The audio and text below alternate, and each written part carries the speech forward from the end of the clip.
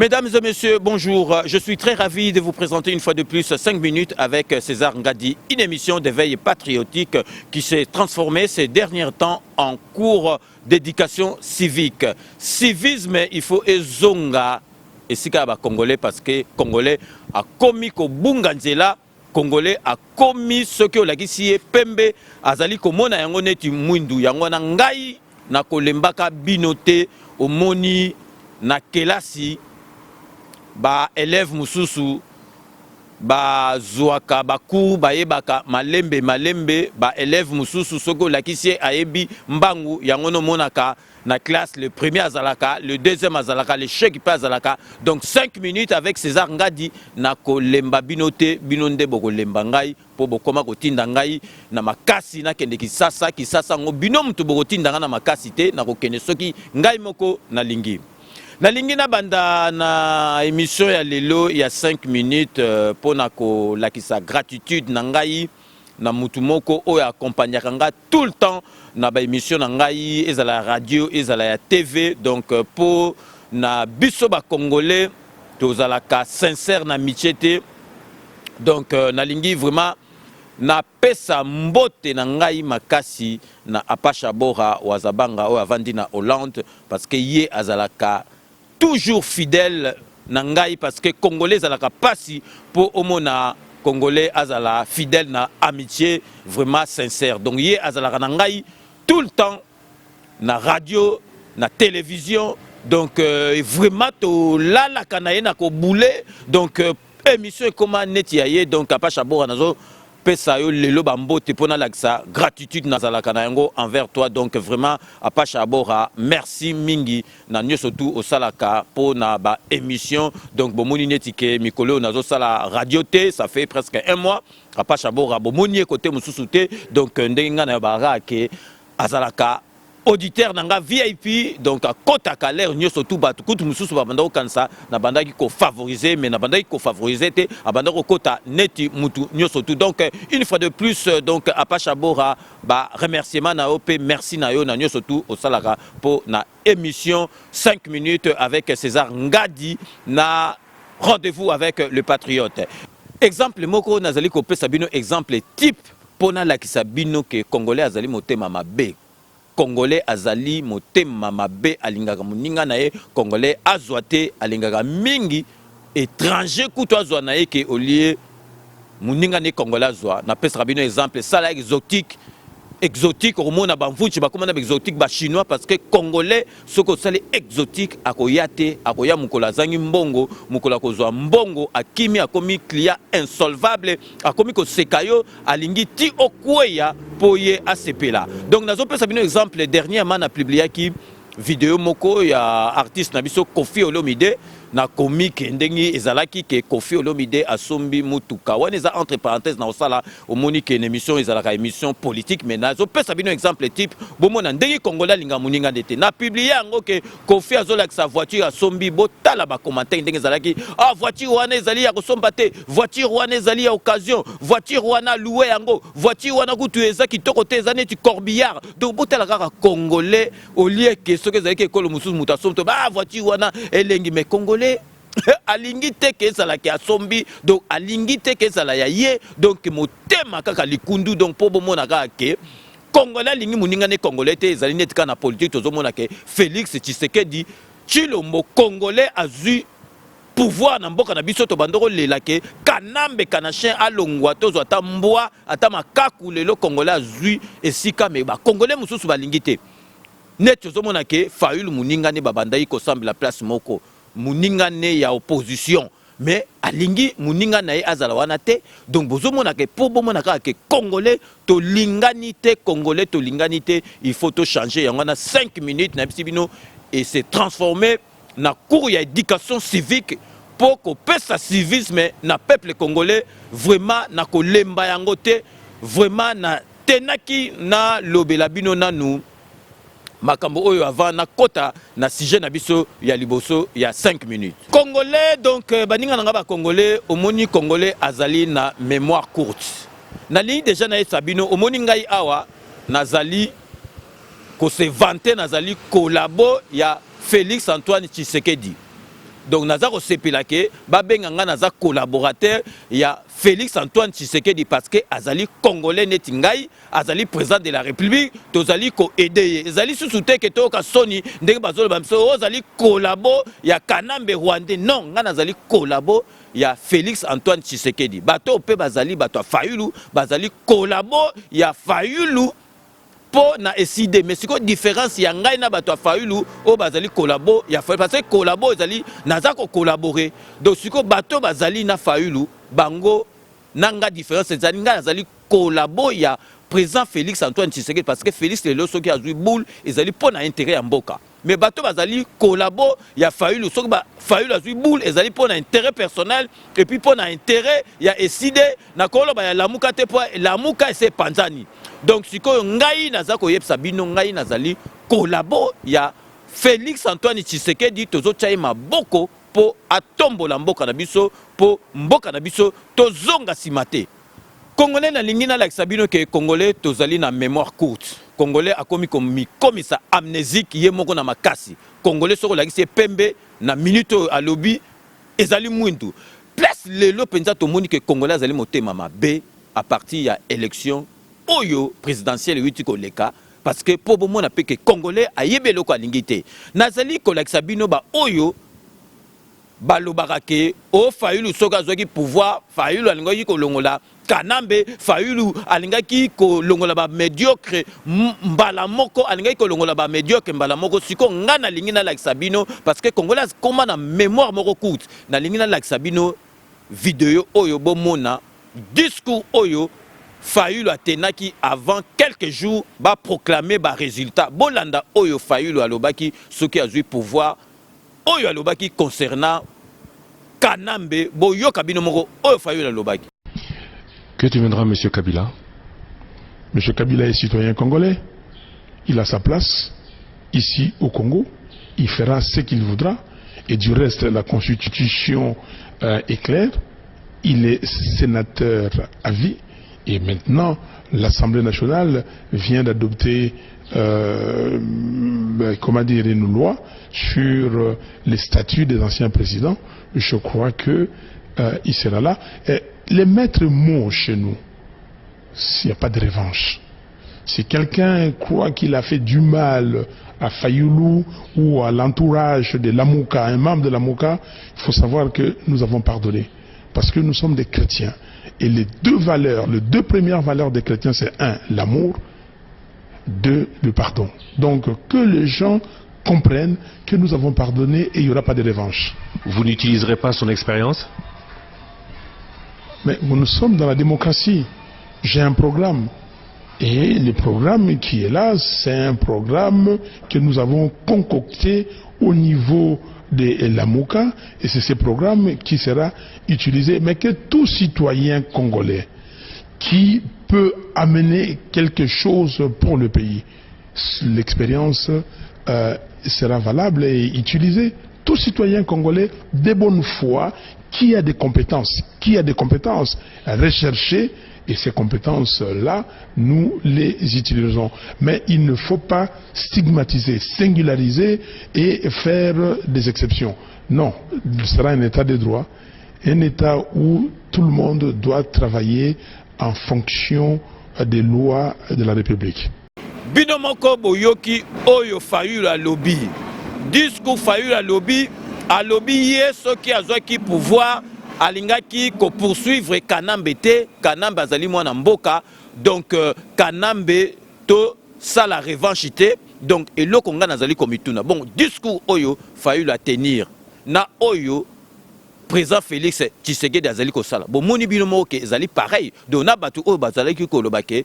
Donc Fayulu soka azui pouvoir akobengana Kanambe akosala soki nini bo yoki bino moko na matoi na bino oyo Fayulu alobi. Donc ezali ndenge moko na ndenge Félix Tshisekedi azali kosala nazali kotiela bino susu ba o parce que balobaka lem susu o César Ngadi Kleboa oza ko inventer makambo bino moko boyoka Fayulu ndenge azali ko reconnaître que ye mutu apesaki voix na ye epai ya Kimbuta po Kimbuta comme gouverneur et puis akendeki ko defa ceux qui 50 000 dollars avec intérêt et pas ya kimbuta parce que bamsu ba kansa so tozolo ba makambo toza contre Fayulu ou bien toza même biso toza contre Fayulu te to le baka vérité pour peuple congolais a komi ko sala makambo moko boye neti ayebite neti akomi amnésique boyo kabino moko Fayulu azo reconnaître que ye mutu alegisa ki mbuta azangi ki voix oyo et permettant ki akoma gouverneur et puis ade faki mbongo 50 000 ya kimbuta azongisa ki ngo avec intérêt bino moko bolanda.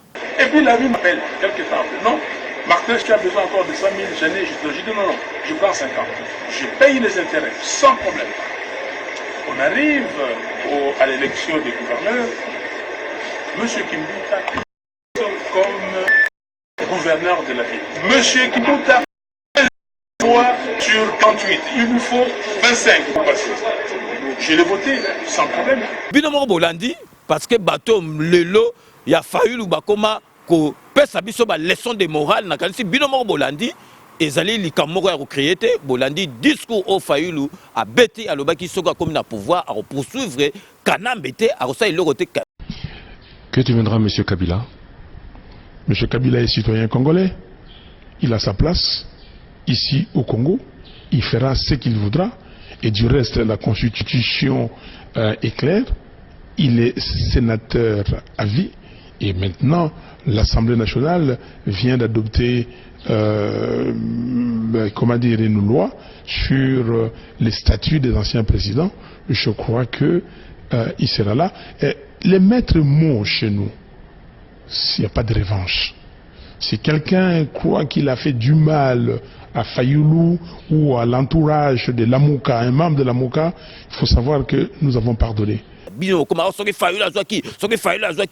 Donc binomo Bolandi makambo alobi donc makambo nyoso tout solo la ki yango na messager donc monsieur déboulonnage automatique donc to solo la ki nango parce que ngaso nazo kaneti messager monsieur déboulonnage azo solo na bolobi ah non en tout cas ba congolais mususu mituna bango eza ko sala bien mais congolais komi koloba makamoko donc ozomona congolais azo souhaiter mboka na biso e marcheté donc congolais ye moko ndoki ya Congo azo souhaiter mboka na biso e marcheté et là on a zo komituna intérêt ya congolais oyo azo loba ke lelo président na biso Félix Tshisekedi mandat na ye ou bien esimbate ezali intérêt na bango ezali nini. Bino lelo bokansi soko penza que Félix Tshisekedi a réussi à makambo na est-ce que yego sala eloko iko sala eloko te parce que il y a déjà président de la République statut na eti ya kokufa a président de la République Félix Tshisekedi akola bien papa na ye premier ministre surtout zu mutaboya azan esprit ya bana poto azana souci na biso mais biso tolingi yango na tozolo ba ke congolais azo président de la République oyo akobeta ye fimbu oyo akolinga ete mais tozui mutu oyo alingi biso mais tozali ko compliquer makambo o ko compliquer na tseli bino bomona ki vidéo que Fayulu azolo ba ke président Kanambe donc ceux qui a eu pouvoir à poursuivre été donc à kolimbisa ye mais le combien ceux qui Fayulu azwa ki mbele boybo de congolais to tika makambo o tozali ko sala congolais to linga mboka na biso yango no moni ke ngai nazali ko pesa bino civisme na ko tika ka yango te donc yango na congolais nazali ko loba Camère, on peut dire tout des Camérés. Mais Ngaï Nazali Koloba, vraiment ça n'engage que moi. Camère Nazali vraiment vrai pacificateur. Bon, moi, na Camère, Bazali qui baromi balé na course. Na Félix Tshisekedi. A Monique Félix Tshisekedi Azali na UDPS, Azana force. Camère a se retiré à Tikeli Mouninga place. Ba sali ba corps na bango ba corps neti pe awezala to mona Macron na suka boye ba yokani na Beru a tie poids na suka tango sili apesi Beru poste. To mona siko caméra tikeli penza Félix Tshisekedi bino bokanzi penza na ba africain muninga otikala muninga azate caméra tiki ba yokani ke boye politique eza kwanga na makabu tezali bo yokani ndek to mona na pesi bino exemple na France Macron na Beru ba yokani ati muninga po tango makambo style ba mais siko to tala Fayulu esprit mabe azuité donc à quelle place tout bazong c'est azuité pourquoi okoko yokana muninga na yote. Donc, si on a pensa que ngana zo mona pensa que caméra yebi politique Kamere yebi politique yango na balaba ke Kamere o Kamere bakabona te na Kanambe parce que Kamere azo boule makambo susu yango na azo sabino makambo o biso tozo vivre na mboka na biso nani to viva yango te to mona te ke président mususu alongwe mususu afandi yango tozo mona ka ke président mususu wana kalazalaka yango na bato bazo boule ka ke président de la République Félix Antoine Tshisekedi azo coopérer na Kanambe mais azo coopérer na yete ko sala matin na opesa bino exemple siko Kanambe ayambi ba gouverneur ya parti na ye problème eza wapi donc to komi ko lota Kanambe partout donc Kanambe ko ke lelo na toilette to ko lobake Kanambe ake na toilette donc Kanambe azali mukonzi ya FCC ayambi ba gouverneur babimi na FCC problème ezali wapi azali na droit ya ko yamba ba gouverneur ya mbo mesiko congolais akomi ko tia polémique au Kanambe ayambi partout. Politique du haut de ces 340 élus nationaux et les contrôles qu'il exerce sur 25 assemblées provinciales, le Front commun pour le Congo a réussi son pari. Joseph Kabila Kabange, autorité morale de cette méga plateforme, a reçu les gouverneurs élus sous la bannière FCC ainsi que les anciens gouverneurs qui ont été félicités pour les travaux rendus à la nation. L'ancien président de la République a insisté sur la nécessité pour tous ces représentants de rester proches de la population et à œuvrer aux côtés du chef de l'État, Félix Antoine Tshisekedi Tshilombo, pour l'intérêt supérieur de la nation. Nous y reviendrons dans nos prochaines éditions d'information. Bosiko Kanambe ngana zo yeb sabino Kanambe ba oyo bazali ko landaka boka malamu Kanambe azali président de la République te Kanambe azali na droit asala ba réunion ya FCC na ye ngana zo yeb sabino na pesi bino devoir na Kanambe po ngana ndimake Kanambe azali président de la République boyeb sa Kanambe asala réunion ya conseil des ministres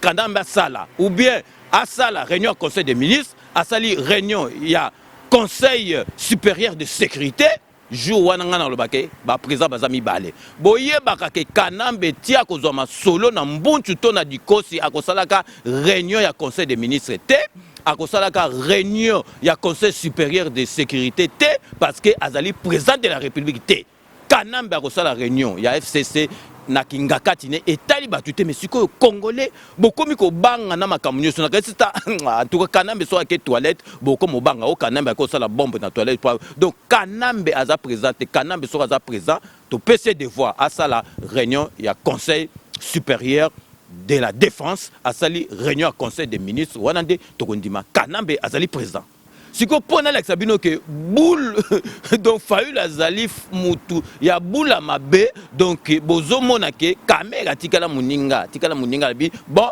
na zongi sima passé na zo rêver que yo IDPS boza na lupemba poto rater masolote yo kende liboso après so masolo ke toko yokana mais siko yo Kanambe siko yo aza président de la République siko na opesa bino exemple ya Fayulu ozuité de parce que ceux qui t'ont payé pas batou il y a IDPS bakondi baté puis bino bozo se rendre compte na batou bazaki na finale wana parti ni les qui en tout cas IDPS parti moko les IDPS mais congolais azoko loba makambu net za na nzela te donc bondi peza ke Fayulu lelo ke azuté akei asali réclamation baboyi siko Fayulu lelo nini ekozanga ye aya ayokana na muninga ne ye muta sambelaka mais esprit ya kindoki esprit mabe donc alingi te bon siko ngai na ko préférer na ngai ke kamere atika ki ke alobi bon kasi Fayulu azomona penza lingi te akomi tiko senga soulèvement populaire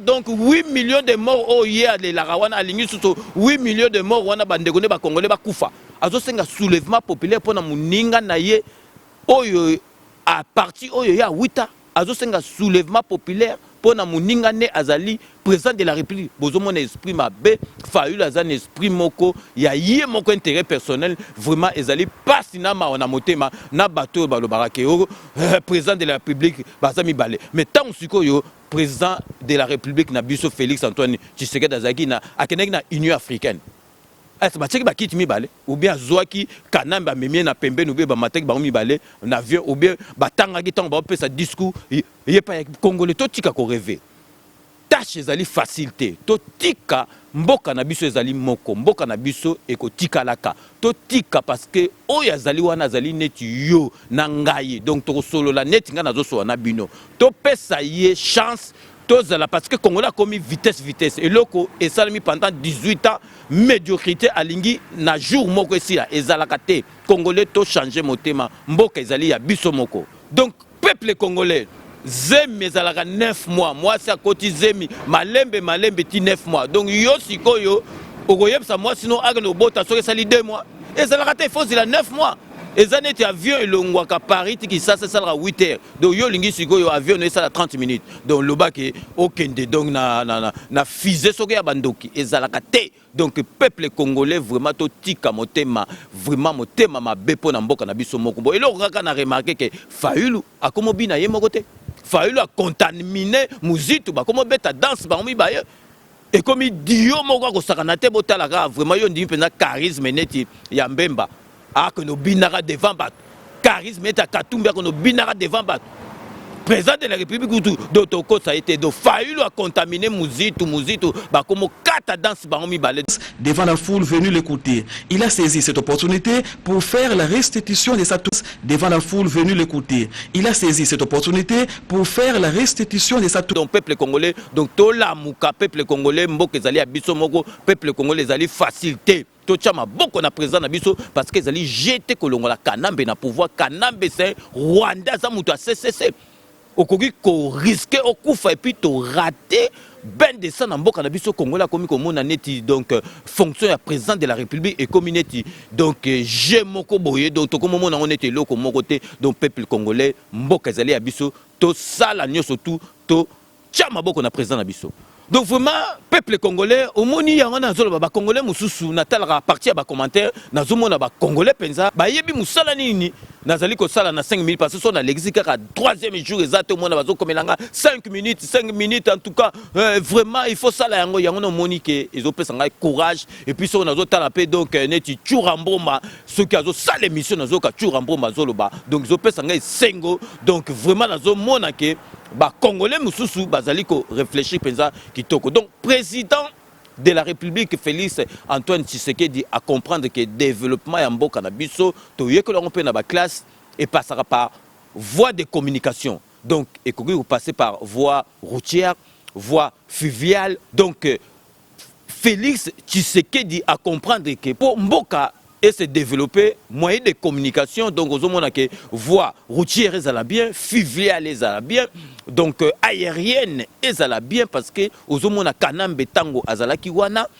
azali ko bongisa banzela bongisa kaka boulevard du 30 juin mais banzela oya mike na banzela ba pont depuis 1951 ba pont wana ba sala yango depuis époque coloniale et salamate donc na programme à 100 jours ya président de la République au monique bazali ko bongisa ba pont oya ba village ya mike pour yango mutu ezali kozwa ba produit oyo zuita na babilanga et côte sango na ba ville minene mais bomonaki kanamba yebi ba masolo alate pour kanambe kutu atanga chikite ayebite que donc développement mboka et passera par voie de communication donc voie routière, voie fluviale, voie aérienne il faut ezala bien pour communication ezala makasi yango bomoni ki na 100 jours ya président na biso otozali azali ko sala nyo surtout pour makambu ekende ndengi elongo bani na mboka na biso.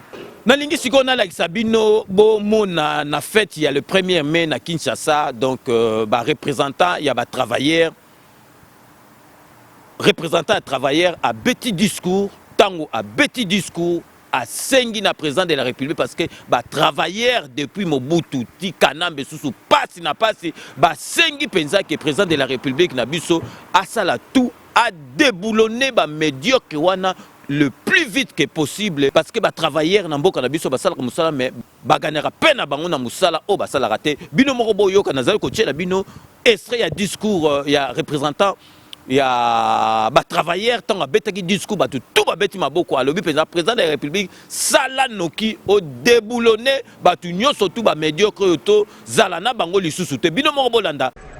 Nous disions, nous pensons des nouveaux régimes de son excellence Monsieur Félix Antoine Tshisekedi Tshilombo doit effectivement lutter pour déboulonner toutes les antivaleurs et les systèmes de production qui ont été érigés en mode de vie et de gestion. Cela, Excellence, Monsieur le Président de la République, ne doit pas être un slogan comme on a entendu sous d'autres temps, mais réellement une volonté politique, car le mal est bien trop profond. Les regards de tous les travailleurs sont tournés actuellement sur la désignation des animateurs du gouvernement.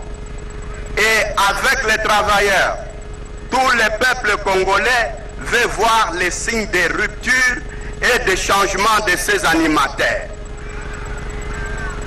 De grâce, Monsieur le Président de la République, ne décevez pas les travailleurs, ne décevez pas le peuple congolais.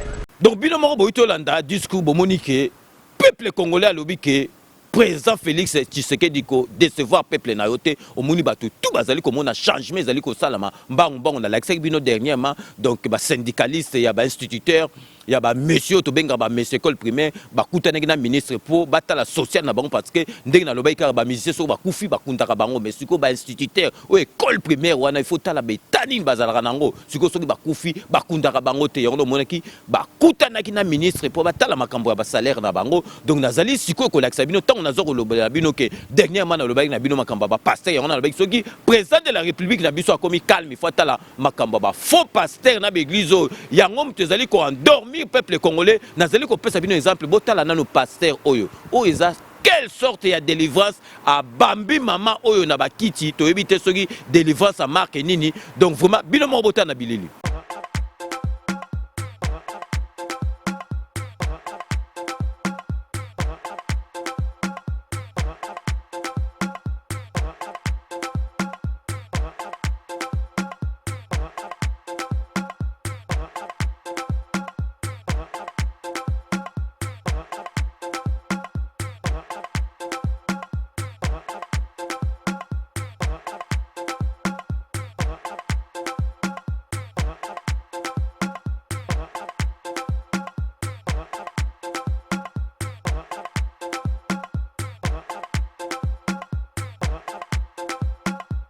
Bino moko boito ta na bilili tango air moko chatumba abandai ko lobake donc basali na nzambe ba komisa donc bandimina bango ba umbu ezali ya solo est-ce que vraiment yo mutune eza normal pasteur a bombe neti kachera bamba yo ndenge wana mama mobimba moi ça batu donc vraiment ezali passe na maona motema nazoti na bino susu deuxième pasteur mususu botala biloko zo sala ku naza na commentaire au sala te botala bino moko. Amen.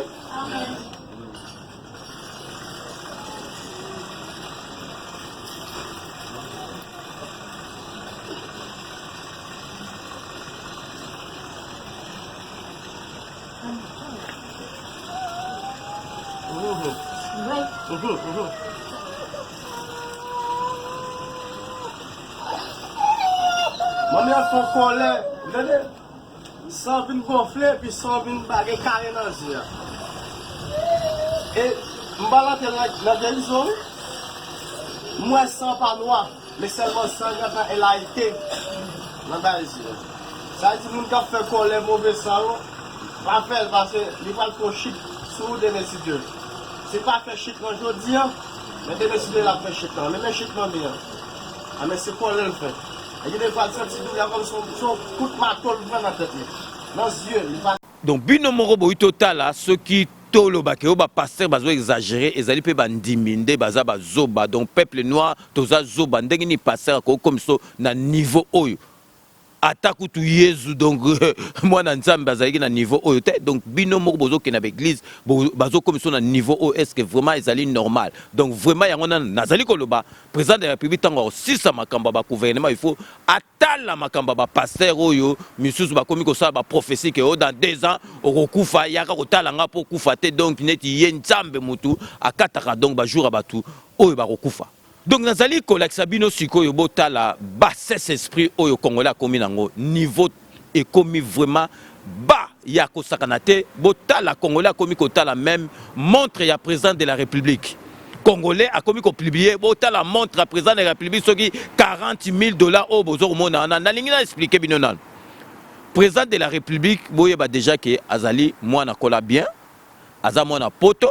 Donc montre wana alati yango kaka teke parce que a commis président de la République Donc nayebi masa nanga des affaires abanda ikutu koteka ba montre ya ba danser ba montre yo ezalaki déjà nazo sabino ke président de la République alati montre oyo teke parce que comme président de la République azamona poto ayebi masolo ba montre asa lata ba montre et eloko nizo boyebi teke soki lelo yo atanga comme président de la République ya mboka bino bo mona neti RDC za mboka moke okoke ne côté mo na voyage mutu moka kabelo montre lem susukutu ya cher parce que apesi yo cadeau eloko ni elakisi bino ke président de la République mutu asombaki montre wana atako to asombaki est-ce que président de la République azangi mbongo asomba montre wana donc bozo kota na makambo moko bo est que apporter rien na mboka na biso et que développer rien na bon nazo pesa bino exemple Kanambe penza donc Kanamba bima na brousse awita na zamba Kanambe komaki donc olata ba montre ba Rolex Kanambe mutu ayana ba botambula donc awita na zamba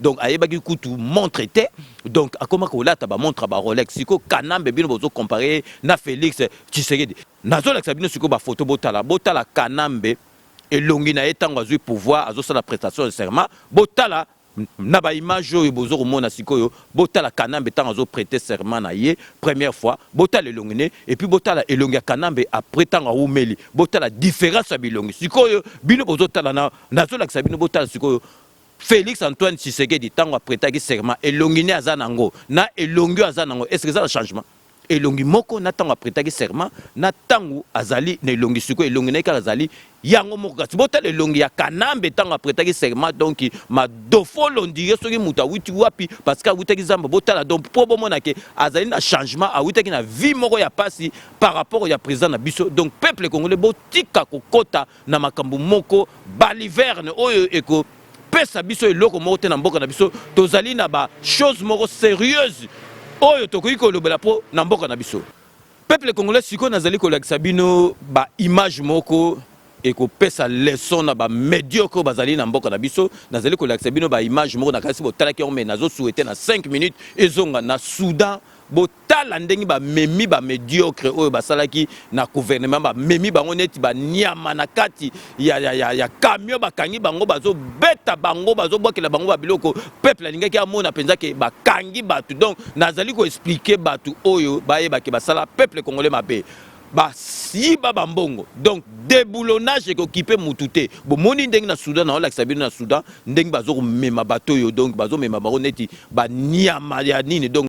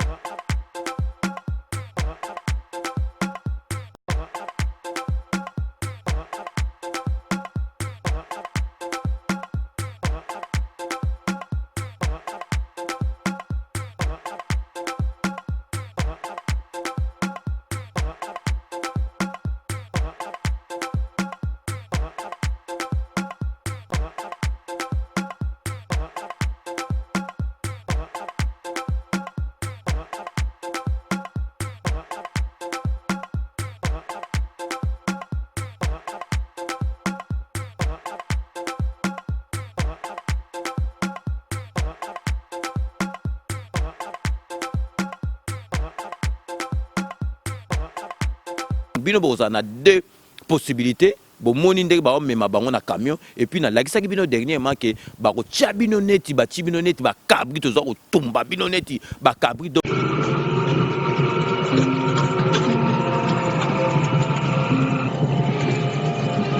donc bino boye ba ke makambo eleki na Soudan na ba image na laxi bino bino ba to bosala mabebo kansate to bosani bino donc boko zwa babiloko yo donc na mu continent bino azoma solo na mbunchu pe na dikose pi bino boko suka boy. Donc enfin sikoyo sûr et certain enterrement ya artiste na biso munene Lutumba ekoleka na ndenge sengeli parce que nazo relaxa bino ba image na relaxa bino que ba witaki ko yamba baron excellence Vital Kamerhe sur ordre ya président de la République a ambi famille donc bana naye ba ye ba exposé ba makamonyo surtout ndenge zalaki na suite ndenge oleka donc tout est OK maintenant donc vraiment ba inquiétude des sociétés parce que artiste munene neti papa na biso mbilinga zalaki muke mais sikoyo tout est en ordre donc corps et bimaki lelo vendredi donc bakokundaye na kanisi dimanche donc nazali kolakisa bino ndengi bayambaki bango na directeur ya cabinet ya président de la République Vital Kamerhe. C'est le mardi 30 avril 2019 à 18h30 que la dépouille mortelle de l'artiste musicien Lutumba Ndomanwenu Simaro Massiya est arrivée à Kinshasa en provenance de Paris en France. Les autorités du pays, dont la ministre de la Culture et des Arts, Astrid Madiantumba, et le gouverneur Haï de la ville-province Kinshasa, Clément Bafibanzomba, sa famille biologique et musicale, ses fans et son entourage étaient tous présents à l'aéroport, première étape de ses obsèques à Kinshasa. Tristesse, pleurs, consternation et profonde douleur étaient visibles sur le visage pour avoir perdu une grande personnalité qui a su marquer son temps avec des chansons comme Fotia Commerçant, Obenitz, Aminata, Ofela et autres. D'année en année, de composition en composition, les caractéristiques des textes de ces guitaristes rythmiques. Il y a la combinaison des mots les plus expressifs, des figures de rhétorique pour évoquer des images fortes et suggérer des sensations.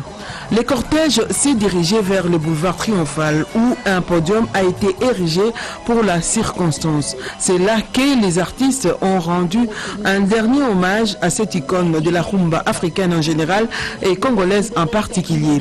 Juste après, le cortège s'est dirigé à la morgue de l'hôpital du Cinquantenaire pour le dépôt de la dépouille mortelle.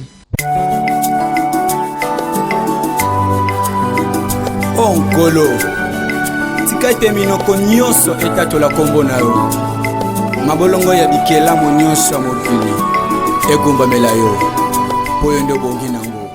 Désormais, plus rien ne s'oppose à l'enterrement de Simaro Lutumba Ndomanwenu. Les derniers doutes ont été balayés lors de la rencontre entre le directeur de cabinet du chef de l'État, Vital Kamerhe, et la famille biologique, le comité d'organisation des obsèques conduit par Paulin Mukendi, accompagné par la ministre de la Culture et Arts, Astrid Madia, ainsi que le président des notables de Lingwala, le professeur Emin Goyi. Ils ont évoqué les problèmes financiers relatifs à la couverture des obsèques et la problématique de la conservation des œuvres produites par Simaro Lutumba. Au nom du président de la République, Félix Antoine Tshisekedi Tshilombo, son directeur de cabinet Vital Kamerhe a répondu favorablement à toutes les préoccupations soulevées par la famille. Nous avons sollicité que le directeur de cabinet soit notre fidèle interprète auprès du chef de l'État pour voir dans quelle mesure le patrimoine Bana Oké puisse être pris en compte dans la dimension culturelle de la présidence de la République. Nous sommes confrontés également, puisque Papa Lutumba, sa popularité explose aujourd'hui par rapport aux obsèques, les bains de consolation.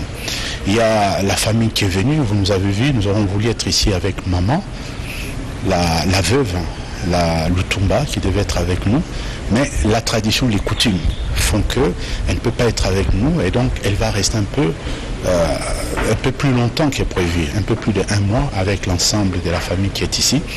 Il y a des frais qui sont générés par l'ensemble de toutes ces situations et tout cela a été pris en compte et le président de la République a donné des instructions précises auprès du directeur de cabinet qui a pris en compte tout cela et aujourd'hui nous parlons tout ce dont nous avons fait les contours.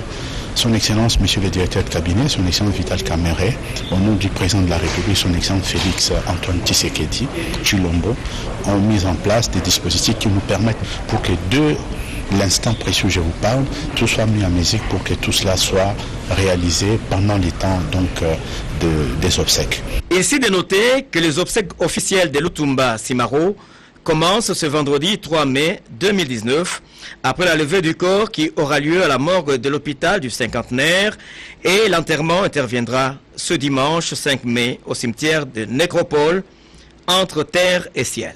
Bino moko boito landa na ba image donc famille ya Papa Lutumba bayambi bango makambu tout ekoleka bino moko boki ndenge basali déclaration na sortie que makambu tout ekoleka bien donc vraiment epesi biso apaisement parce que ezalaki mbilinga donc vraiment esuki bien bonabo donc makambu ya mboka na biso politiquement ekomi kopesa batu tout pasi ti vraiment batu ba kobela AVC parce que congolais akomi ko sala makambu na ko congolais akomi ko sala net akomi amnésique congolais akomi ko sala donc esprit de ne pas comprendre ata likambo ezali simple donc pour to kisaka moi donc esprit ya ba congolais motema na bango changer nazali ko tchela bino nzembo moko ya artiste moko boko découvrir ye ya sœur na biso Flore Sitou artiste musicien azali ayemba banzembo ya chrétien donc tozali ko faire découvrir bino boyoka nanu banzembo na parce que moi na moi si oyo azali ko yemba kitoko et ko apaiser bino et puis et ko changer bino bizali na bino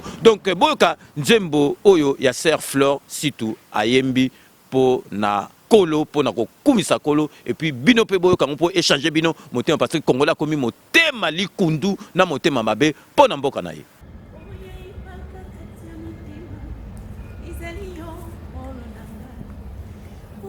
Baka pasia mitema kizali yo isunanga nakotika yote nakotika yote Shalom, shalom mes bien-aimés. Je suis la sœur Flore Sitou, chantre de l'Éternel. Je vous salue tous au nom du Seigneur Jésus-Christ. Je vous annonce très bientôt mon single qui s'intitule Yehoshua Amashia, single qui par la grâce de Dieu espère vous bénir, vous consoler et vous faire du bien. La Bible dit que le Seigneur siège au milieu des louanges et des adorations de son peuple. Attendez ce single avec patience, que le Seigneur vous bénisse, soyez bénis. Nous voulons ouvrir cette manifestation par le Saint-Esprit. Quand tu as dit à Pierre, je te donne la clé, c'est que tu ouvriras sur la terre, sera ouvert dans le ciel. Seigneur, nous ouvrons maintenant la gloire. Nous ouvrons, Père éternel, cette manifestation. Au nom de Jésus, Père, laisse que tes anges soient avec nous. Nous dansons avec eux. Nous chantons avec eux. Père éternel, mon Dieu, mon roi, dans cette période de Pâques, nous voulons élever ta mort, car par ta mort nous avons la vie. Nous voulons danser, Père éternel. Nous voulons que nos corps t'élèvent, te louent, comme David avait fait autrefois. Au nom de Jésus, nous t'élèvons, Seigneur. Merci. Et nous brisons toutes les forces négatives qui peuvent empêcher les esprits des saints de t'adorer. Et nous les rendons captifs à l'obéissance du Christ. Au nom de Jésus-Christ. Au nom de Jésus. Et Père, par ta permission, laisse que ta gloire réside parmi nous. Laisse que la puissance, mon Dieu, mon roi, surabonde dans ces lieux. Nous te disons merci.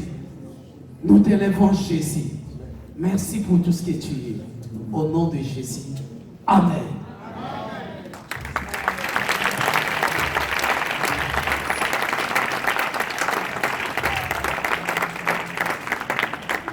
Alléluia. Nous pouvons décoller maintenant. Nous pouvons décoller dans la présence de Dieu. Pour cela, on va faire appel à notre groupe. Vous avez déjà entendu, vous venez déjà de les entendre. C'est Total Worship. Nous voulons adorer le Seigneur avec eux. Nous voulons glorifier le Seigneur avec eux. Donc, sous un tonnerre d'acclamation, si nous pouvons recevoir maintenant Total Worship sous vos acclamations.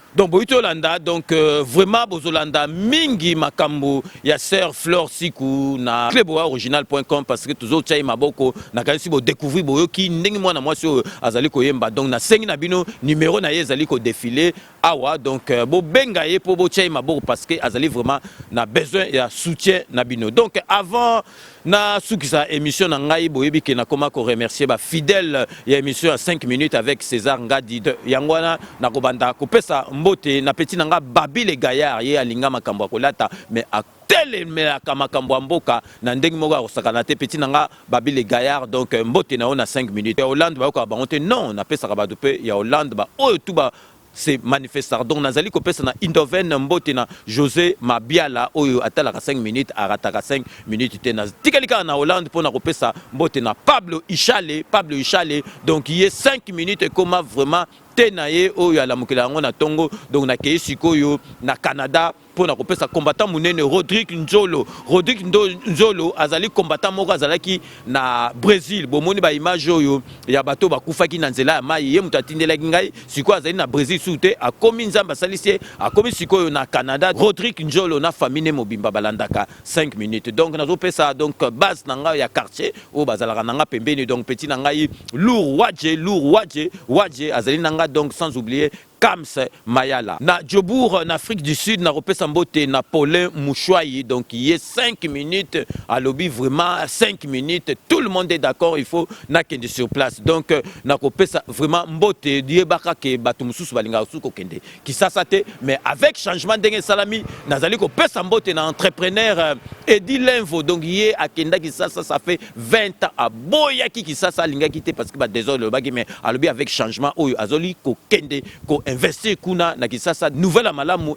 l'entrepreneur Edi Lenvo azali ko kende kalate Kinshasa donc na keisi ko na Suisse na Genève on a repesa donc Titi Moyo Mafuta donc il aza habitué donc il azali base ya libela ya 5 minutes kuna na kata Suisse na kosukisa na Anvers pour na repesa mbote na Mafioti Kini donc yé to sala kaba discussion même une heure de temps pour na makambo ya mboka. Donc c'est ainsi que s'achève ces 5 minutes avec César Ngadi. Merci de l'avoir suivi. J'aurai le grand plaisir de vous retrouver dans 48 heures pour un nouveau numéro. D'ici là, portez-vous bien et à très bientôt. N'oubliez pas, tout le monde est d'accord et il en restera ainsi pendant longtemps. Dès qu'on a vu Sabino que Kanambe Tokobi qui ça y était à Rosama Solo, Nambuchu, Tona Dikosi, Abu Pia, Mboka Nabiso, Ekovanda, calme sans Kanambe.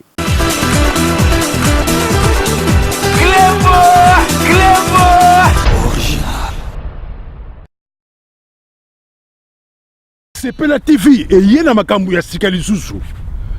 O ba chaîne ya France eza na kati. Ba chaîne ya Congo eza na kati. Ba chaîne ya Londres eza na kati. O ngomona makambu ya politique ya sika. O parti AA eza na kati. O parti BB. O CFAIO eza na kati. Ya Sepela TV. Bouquet comme ya muke boye. O tina poche voyager na ngokeno partout lingi. Na bouquet na Sepela TV. Sepela TV. Mais ma biso n'engozo mais ma biso on a 4K machine ma daka Sepela TV. Bienvenue dans le monde de Sepela TV. Sepela TV est le décodeur qui vous permet de suivre les chaînes du Congo en direct de la diaspora.